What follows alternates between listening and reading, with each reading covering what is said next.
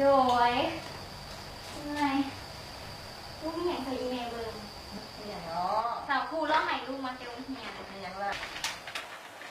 ผลการสอบเสียประจำเดือนหูมา โด เก่ง ยไม่เป็นที่เรื่องอีกแล้วไป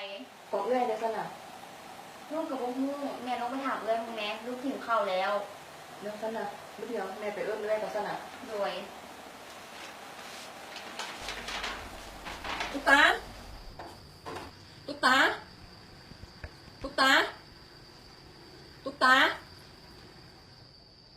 กินข้าวลูกเนี่ยไปกินข้าวใส่ไปคะแนนเดือนนี้ให้แม่เบิ่งเลยดู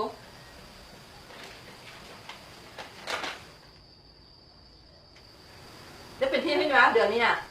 มีอย่างนี้เฮียกับข้านี่กูส่งไปเฮียได้แต่ละมื้อหัน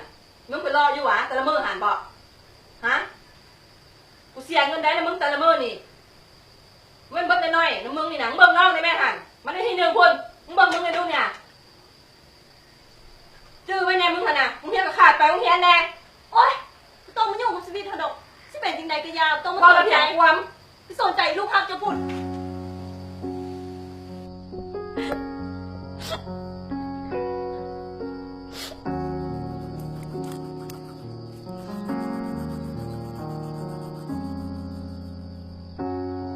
เด็กก็แต้มหาโมน้ำแม่ไม่อยากมาต้น เสือซื้อมาให้น้องซื้อมาตอนน้องซื้อให้ลูกมันนั่นละเด้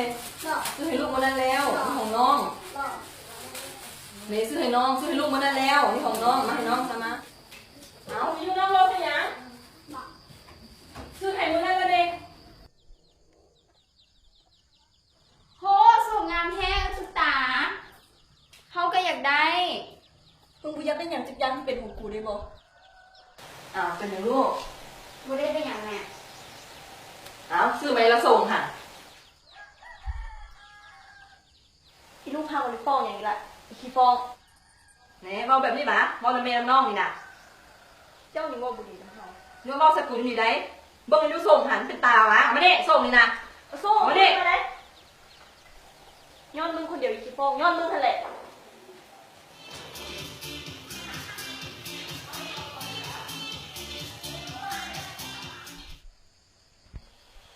ไปใส่มาหันไปใส่มาคุณถามมึงไม่ได้ยินปะมึงไปใส่มา สิเป็นใส่กระเรื่องของเขาตัว เก่งเนาะเดี๋ยวนี้เนาะปีก้าขาแข็งเนาะบ้านแม่นี่มึงฟังความเลยแต่ละมือนี่ไปรอแต่ผู้ชายไปซะกูตาทั้งไหนก็ไปซะกูต้องมาอยู่ข้างหลังนี่ลุงกูไปทั้งไหนกูมาฟังความกูน่ะ เขาก็ไม่อยากอยู่กับเพื่อนหลังนี้นะ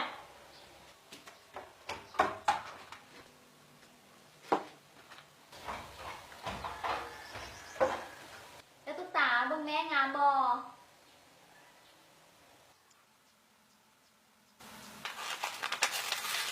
เดี๋ยวมันเอื้อยมึง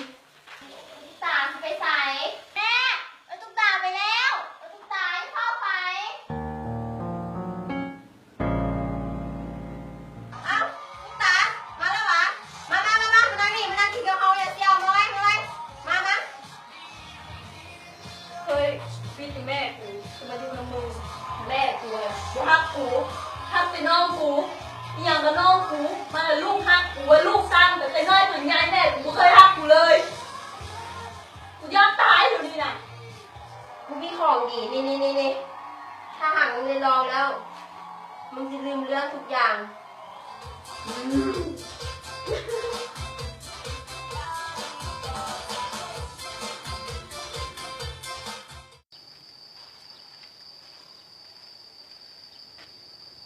ไปโยกแม่มา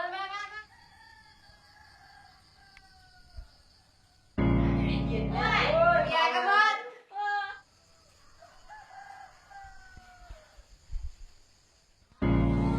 ไม่ยายหล่อแล้วซื้อ ก่อนที่ไอ้กิ้วมาได้เต็มที่แล้วกับ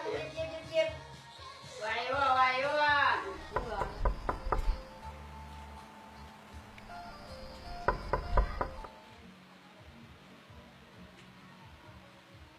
ไอ้เป็นยังกันเขาจะเห็นหยัง ท่านเด๋ สุตยา เอาตุ๊กตาแม่เอาตุ๊กตาถึกจ้า มันเป็นยังมันเป็นถึกครับ เขาจะว่ามั่วสุมกับสิ่งเสพติด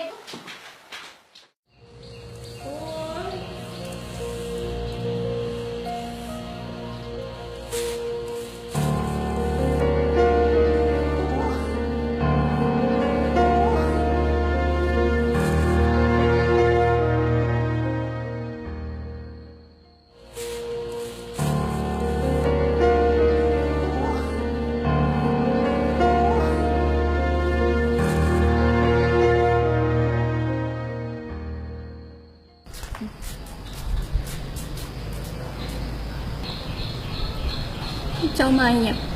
ต้องสนใจเขาดอก แม่กับน้องมายามแม่เห็นน้องกินมาให้ลูกเจ้าของลูกหมักเลยนี่ลูก เจ้าเคยฮู้สึบ่เขามักหยังบ่มักหยัง เป็นอย่างแม่สิบ่ฮู้ลูกก็เป็นลูกของแม่เป็นอย่างแม่สิบ่ฮู้ที่ผ่านมาแม่ฮู้ตัวดีแม่เฮ็ดบ่ถูกแม่ขอโทษลูก แม่หักเอ้ยหลายใดเอ้ยตุ๊กตาแต่ละมื้อแม่เฮ็ดกินค่ะเอ้ยตุ๊กตามีแต่น้องกินที่เอ้ยตุ๊กตามา แม่ขอโทษลูก เอ้ยตุ๊กตาก็ต้องเข้มแข็งไว้เด้อเมื่อคนเด้อเอ้ยตุ๊กตา แม่ลูกขอโทษลูกที่เข้มแข็งลูกที่กลับไปหาแม่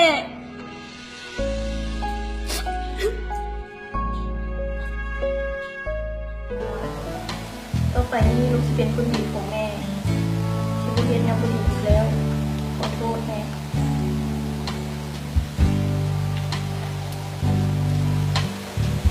แม่บ่เคยเครียดให้ลูกต่อไปกลับมาที่มันที่บ้านเอาแล้วลูกเด้อเอาไปกินข้าวต้มแบบต่อลูกเด้อ